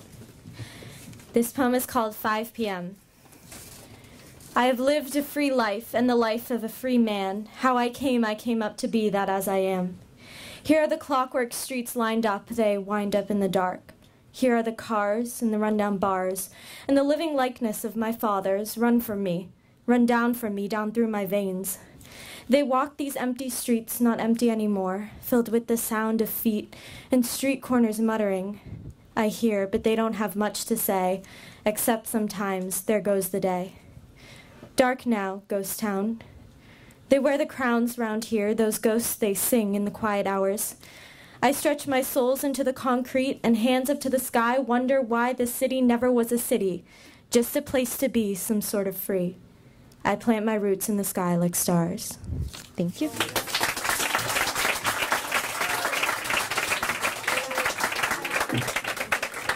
Nice.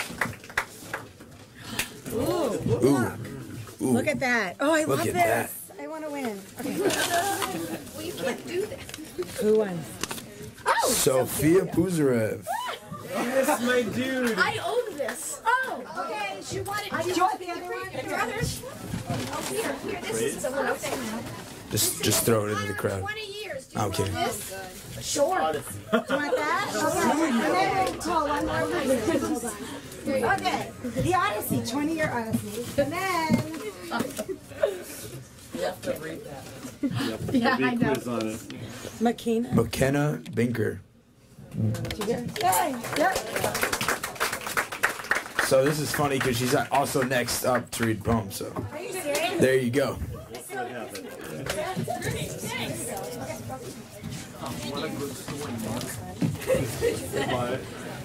Hello. Can you hear me? Great. Oh, here we go. Oh, thanks. So, 2 quick poems. The first one is a short poem for my friends who had the pleasure of observing me having no idea where the hell I am or where I'm going. It's called Misdirected Pathways, or I'm Not Lost. So, it goes. I wouldn't say I lack a sense of direction, out loud that is. But I don't get too lost, just enough to call it a day, to make it a memory of a laugh and not a tragedy. You see, part of me enjoys the casualty of getting lost. I look around, see a tree, a squirrel going up a tree. I would have missed that had I reached the park on the first try. Funny story, I got lost going to the doctor's office. I ended up by a cemetery. I hope that wasn't an indirect message. But I don't think I'm misdirected. I'm headed where I have to be. I don't know the path I'm pacing until I look behind. Right ahead is the world I'm facing, like a smooth-faced baby for the first time. I have no thirst or hunger, but I do have time, so what if I get a bit lost every now and then? Then, usually being the moment directly preceding now. If it's meant to be, I'll reach my destination when I must arrive. But each step I take is a destination I have arrived to. And it's part of my story, or someone's story, maybe our story. I can't deny that. You could say I'm lost, but I know I stride down the road that was built for me.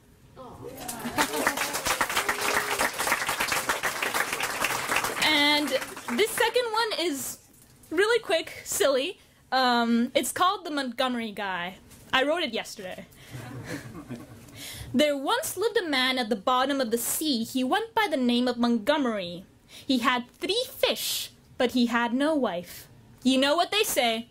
A fish a day keeps the ladies away, especially if you live at the bottom of the sea where there's no residential ladies. But this, for Montgomery, was no problem. He had a solution. Too bad he died of water pollution. So in the name of love and of Montgomery, I beg you folks, let's clean the sea to see a man with 6 fish and 1 love. Thank you.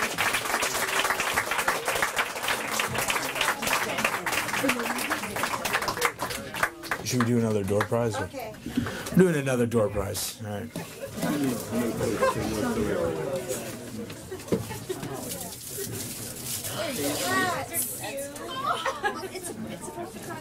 Oh, sorry. So it says KZ. KZ. Oh, congratulations. Good name. Okay. We're calling him Mike. My man.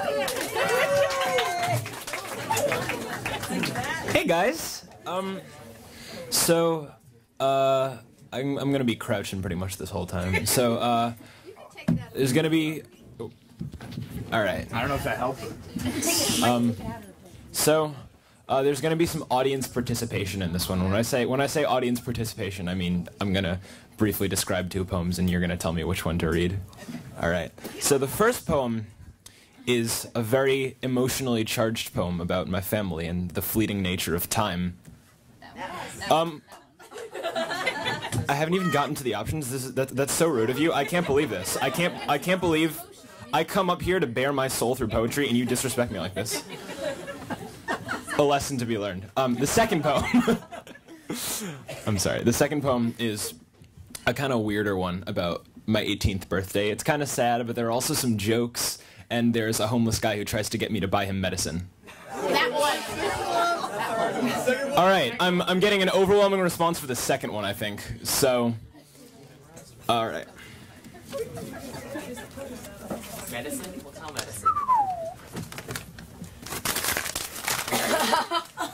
That was the first one. I was just joking around so that you guys would like me more. I have it on my phone because this is the 21st century.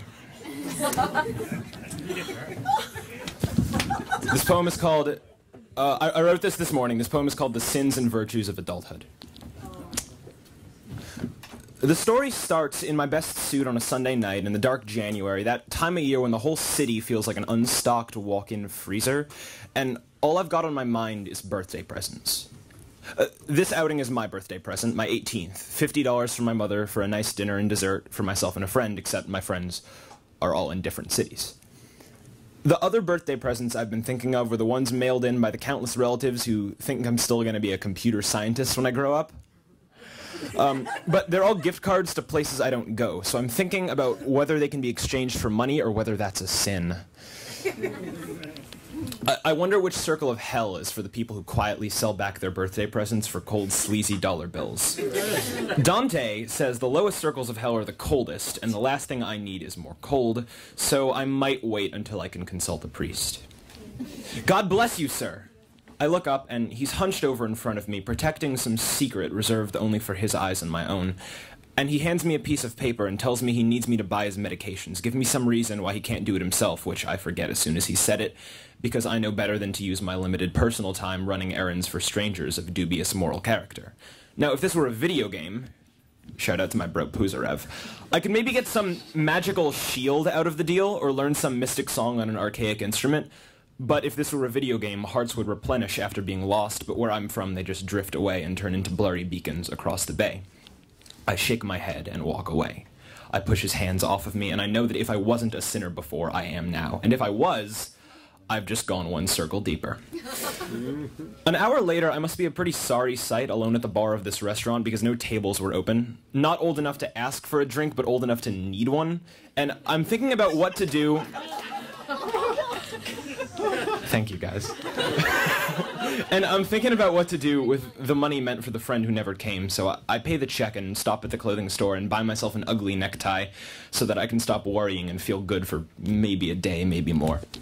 And I pick up a record from the record store. Strange Mercy, the record was called, but I wasn't buying it to listen to it because I don't have a record player, but for the little download code inside, again with this being the 21st century. Which I want to give to my little sister so that when she's old enough to try to understand the thoughts of Annie Clark, known professionally as St. Vincent, it'll be right there for any given night when my sister needs a birthday present. Thank you.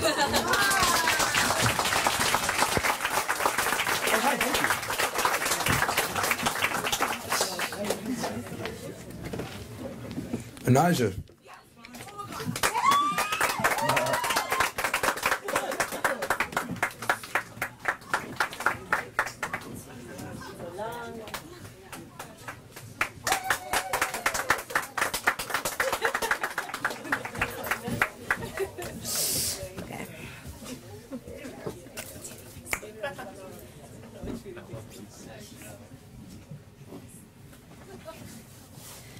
Okay, so my poem is called I Saw Her.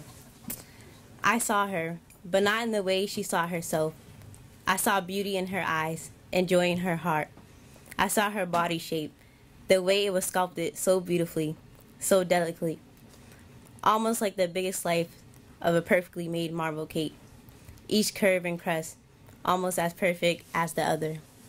I saw the way she walked. It was breathtaking, and when she laughed, held my hand, I knew she stole my heart. I saw the goodness and the bad that lurked within. I saw how so bad she made me want to change. I saw that I loved everything about her, even the way she said certain things. I saw that there were still things I didn't know, and in a way I liked that. I saw that I always missed her. I saw that even if you weren't talking, I enjoyed just being on the phone. I saw that every day there was something more to love, and maybe she was who I was waiting for. I saw that I listened to God. He told me I'd fall for her. As though Although I was scared, I let it happen. Because every morning and every night, all I saw was her.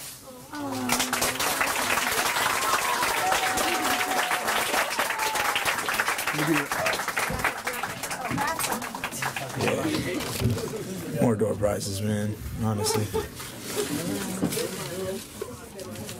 I don't know who. Oh. Andrea. This is very special. This is Sylvia Flatback.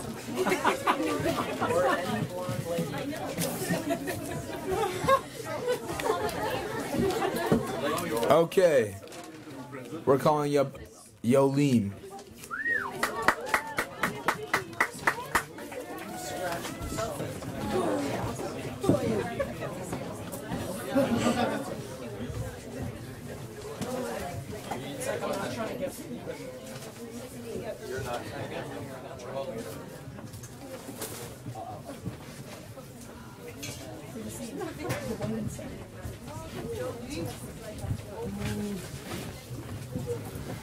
Hello, my name's Yolim and I'm a senior at BHS.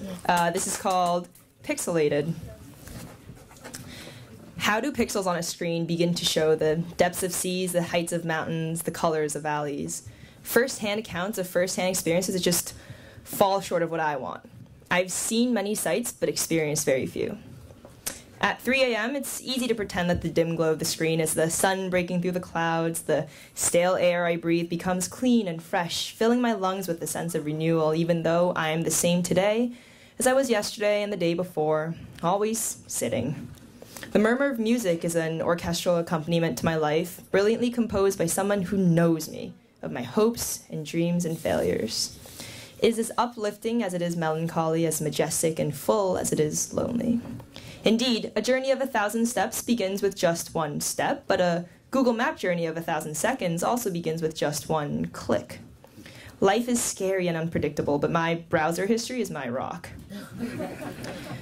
I fear I will blink and it'll all be over. I fear I will not care, shrugging that I will be able to see it as a picture on my screen.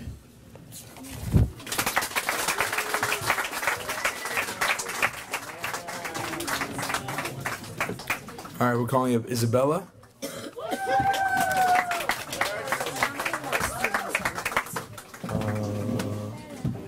Three. I was gonna do a door prize after, or we could. How many door prizes? That's fine. So we only have 3 people left. Okay.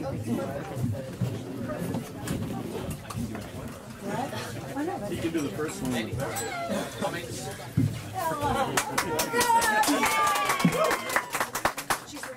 Okay. This is called Victims of Puberty. The era of hormones filled with pimples and lip smackers, cherry lip smackers. Stacks of 17 magazine explaining how to seductively eat a popsicle, even though the most intimate thing you had done was tell your crush's friend to tell your crush that you sort of liked him. Pages filled with first dates in the sting of your first rejection, recorded in diaries hidden under tear-stained pillows. Ill-fitting clothing and too much pink. AAA bras that no one really needed. Greasy hair due to the literal dime size of shampoo you used, complemented by the blue and green braces. Blogs that you started and then deleted because you were afraid your writing reflected the big cliche that you were. Drowning in insecurities but kept afloat by the boy band that truly got you.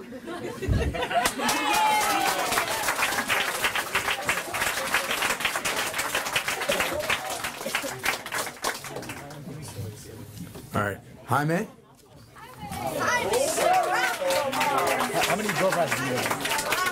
How many door prizes do you have? 3 door prizes. Okay, cool. All right. I'm going to read a poem about a little town called Morleon. Oil from churros darkening their brown paper home, sugar coating slipping off their brown skin. At every corner, carnitas floating through the air. Another family business, a mother of 3 crafting tortillas, stroller in one hand, masa in the other, a father delivering the goods, biking around their block, their neighborhood monopoly. Bright buildings are tributes to rainbows on every streets. Houses are sharing concrete with no alleys. Sidewalks tilt and twists, and cracks are chasms. Chasms. I don't know how to say that word. From living room to living room, my daily march, family to family that I do not know.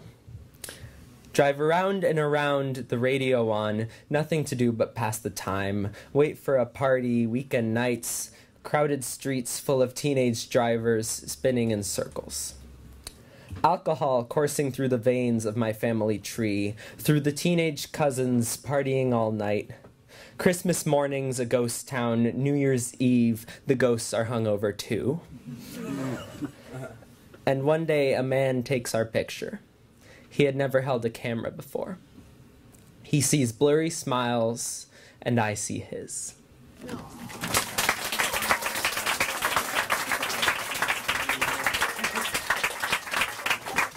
This is gonna be like extreme door prize time, so we're gonna do like a door prize after the last three poets. So. Good ones left.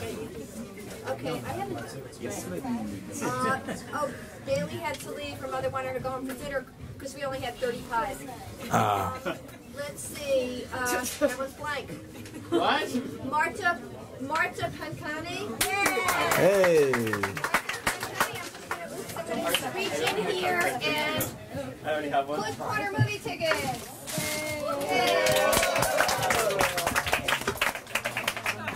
Okay, Josh. We went to driving school together, so we're pretty tight.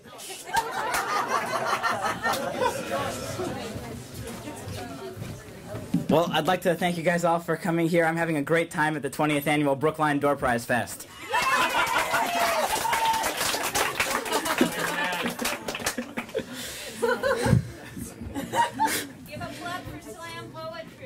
Sure.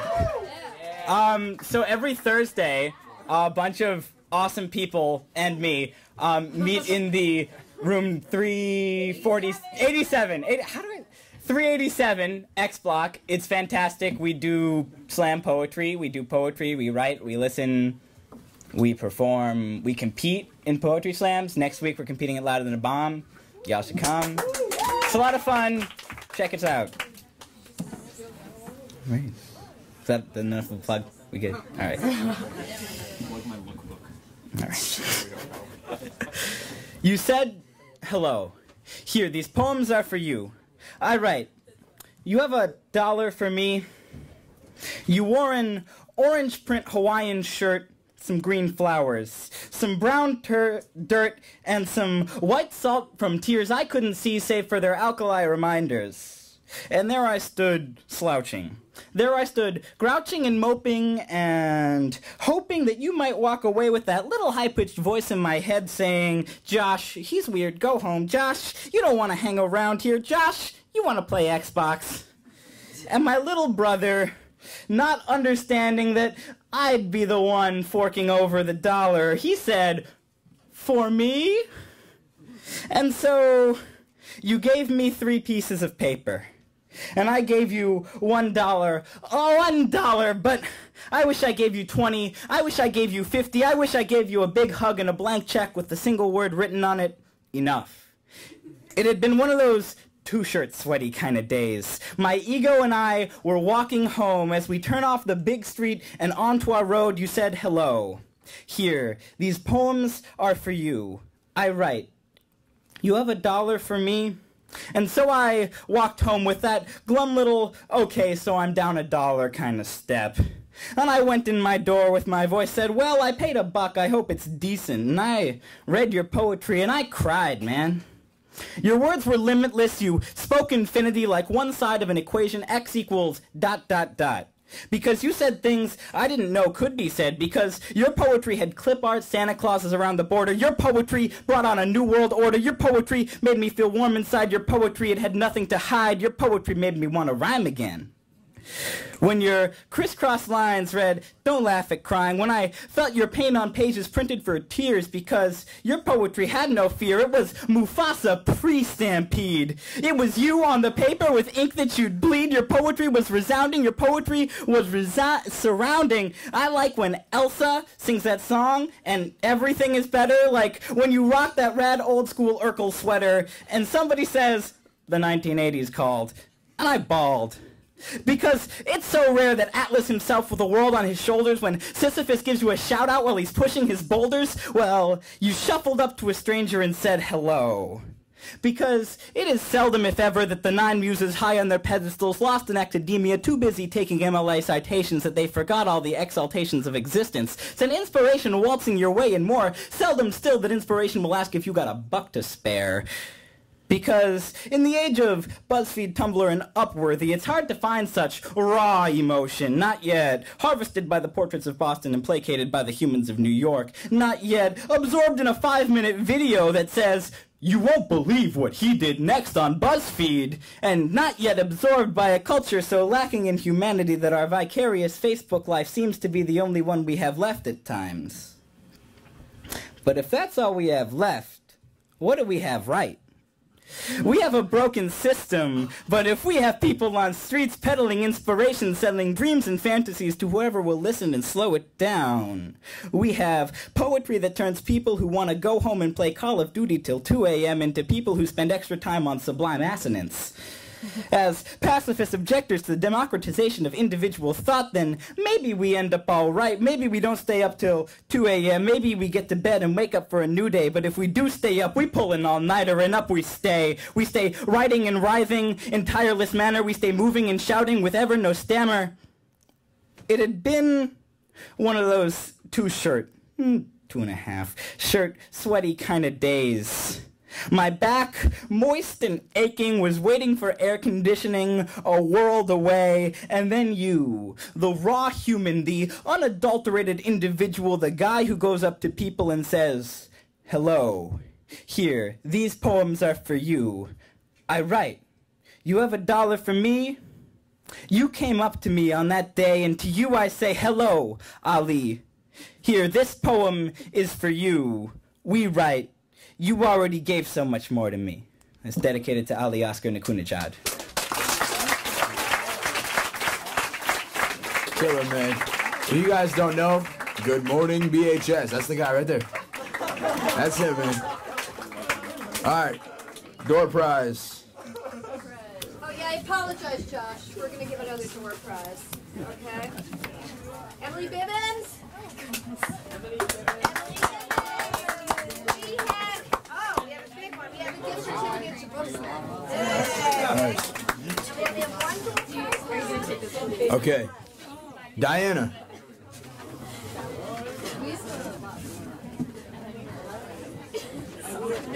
She's coming. She's coming. There she is.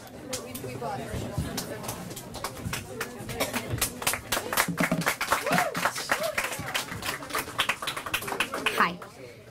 My name is Diana, and I'm going to read a poem called Milk. Yeah.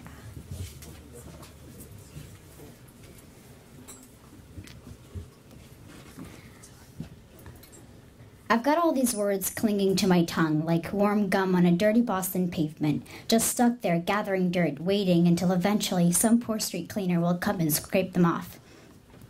And sometimes I wish they would spill from my mouth, maybe give me a little room to chew on something else. But then there's times like these when everything just spills out, like when you slip and pour too much milk on your cereal in the morning. And I know they say not to cry over spilt milk, but sometimes you can't help it because there's milk trickling down your kitchen counter and Cheerios spilling onto your floor. And in an average day, you'll just sigh loudly and go get some paper towels or some other worthless scrap of material to clean it up. Maybe start again with a new bowl of cereal. But sometimes you just stand there cursing under your breath because you don't want to attract attention to yourself. You don't want everyone else in the house to see what a fucking idiot you are, because how clumsy and stupid is it to spill the milk everywhere and make a mess? But then there's these other times. These other times where you somehow find yourself on your knees on the freezing cold kitchen tiles with your head in your hands, rocking back and forth and shaking and heavy breathing and wheezing and hiccuping and clenching your fists and feeling your nails dig into your hands and biting your lip and tasting blood and salt in your mouth and feeling like you might spontaneously compass in a matter of seconds because this is crazy. This is absolutely fucking crazy. And all the time, the milk just keeps dripping.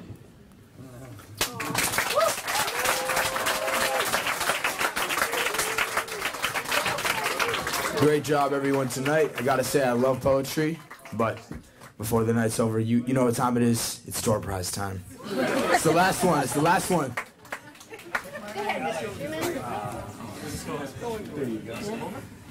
Is there anyone else? Oh, I'm sorry. Would you like to read, Alex? Hold up, hold up. Who gets the door prize? I'm not telling. Is there anyone else who wanted to read? Kay and Jim? Kay and Jim here? Kai. Kai? John? Kai? Jen? Okay. Okay. All right, this is the last door prize. You said the best for last. The last one. Edgar Allan Poe Magnet. Alex, everybody. So I've been thinking about this poem for like a year, but I just wrote it like an hour ago, so there's like 3 titles. I'm not sure. This could be Confessions of a Madman, Final Nail in the Coffin, and I hope we can still be friends. Closer? Okay. Is this better? It came in the form of a poem. There I sat at my desk. Another Thursday at the Slam Poetry Club. There I sat at my desk, laughing and grinning because there was no place that I'd rather have been. And that's just something you do in Slam Poetry Club. There I sat at my desk, and there she sat across from me. And as we settled down, she spoke. A new poem. About a boy, apparently, that a bunch of the club had met on their last outing, one that I had missed. Curious, I listened on, and so she began. In short, it was about racism and love, how they were only holding hands, only getting married, only having babies, making half-black monsters, figuratively speaking. As she finished, and the room filled with applause, a thought crossed my mind. Don't let this be love. Don't let this be love. Don't let this be love. I wasn't referring to what those two shared. I wished them the best of luck because at that point of time, between them stood a man that was more accepting of rubber ducks than black people. No, I was referring to what I was feeling. For the longest time I had tried to deny it, labeled that idea as invalid. I just couldn't love her. But then why did I hurt so much? Why did the pain cut so deep? Why was it so much harder to breathe? Why did my heart grow heavy and sink so low? Why did it feel like I was being torn up from the inside? I smiled because once again she had performed one of the most beautiful poems I'd ever heard. And later, I stumbled along the halls, unsure of how to deal with these feelings. I didn't cry, as Mother Nature shed tears for me that day, and I watched as it drizzled outside.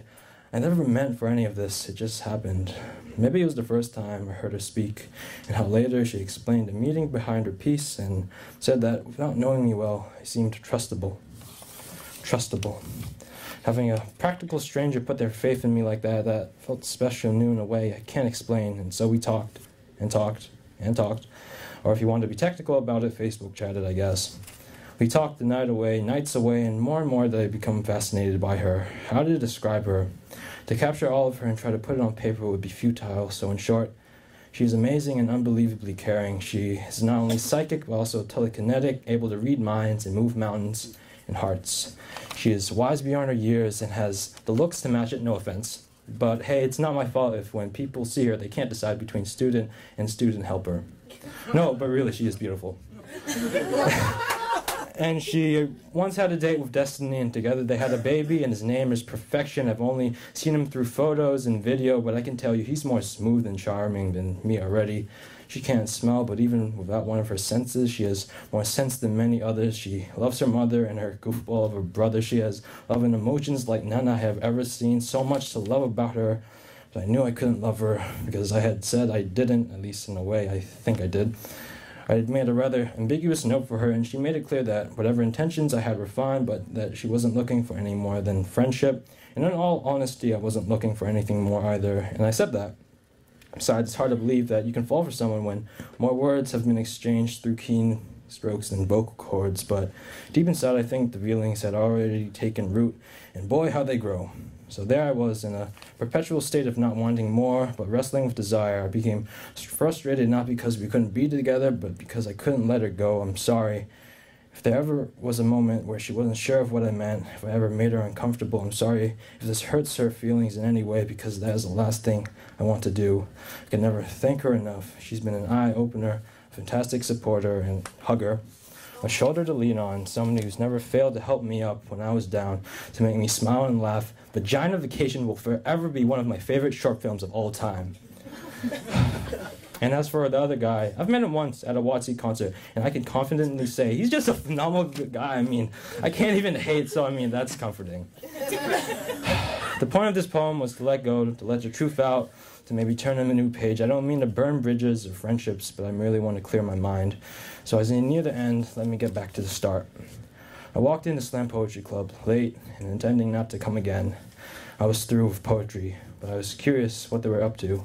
I walked in, there sat a new face, but somewhat familiar as well. Apparently she was in my Spanish class. A new club member, how lovely. And so I sat down, and the club listened to her, and as she spoke, I felt something I hadn't felt in a while. Tears trying to force their way out, and I don't think I was alone. I do not know if it was chance, maybe serendipity at its finest, but later that night, Facebook told me it was her birthday. So I wished her a happy birthday and commented about her poem. She responded, saying I seemed trustable. And it's as if, at this point, an invisible hand arose, beckoning, promising friendship, promising a world of crazy, promising adventure, sorrow, and unforgettable memories. It came in the form of a poem. Thank you.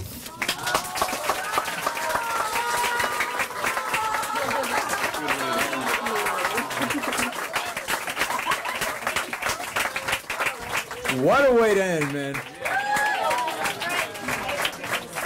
Yeah, I'm totally verklempt right now. Okay, so I just want to thank... Wait, Miss Knightley, you want to read a poem? Oh, there's another?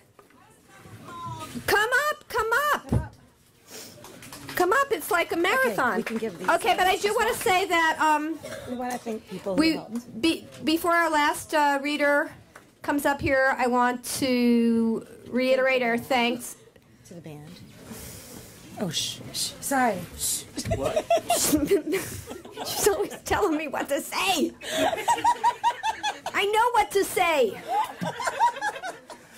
Sorry. I would like to thank everybody for coming, and I'd like to thank Booksmith, and I would like to really thank the Brookline PTO, without whom we would not be able to do this and have all these great door prizes. I'd like to thank all the neighborhood institutions that donated. Otto's donated 10 pizzas and our burritos, but those weren't donated, gift cards that were donated by Booksmith in this fantastic space that's donated. And we want to thank our musicians. Where are our musicians? Who started, Charlie and Andy and Jacob, who started us off with all the great music. And did I leave anybody out? Our great MC, Danny, who's awesome, yeah. Okay, gift card for Danny.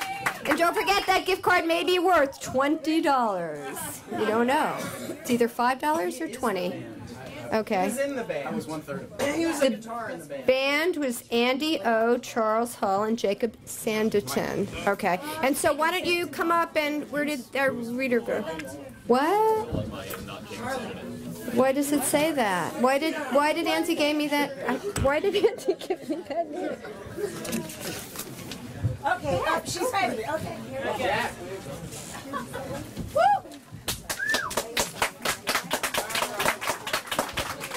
Okay, I hope you had a good night because I feel like ruining it. Okay. Curled in coils, it strews a dark underbelly, ready to spring. A cold slime sleeks the surface, Medusa's curls wither, its brass plates glint with unused chrism blood that slither and pounce and bite. They will stiffen you. The surface is unperturbed, a dim melancholia flitters beneath, thick, knotted, leathery tentacles grab at anything and everything alive. A vague moment burgeons outwards. Suddenly the lightning strikes, and the world is horribly wrong. The contorting image bobs heavily in the foreground. Direction is senseless. All ways lead downwards toward light-headed asphyxiation. Limbs grow and branch in grotesque ways. A disconcerting truth about nature's fury. Pygmalion slipped. Painted in stark black realization of an imminent doom, yet so long out that movement is impossible. The earth rises upwards and shatters on the same stroke, a momentous sound that sends a snake slithering back to its dark cracks. The world is at peace, and yet, damned to breathe the same hair as the hydra, the lungs collapse into a sob. Yeah.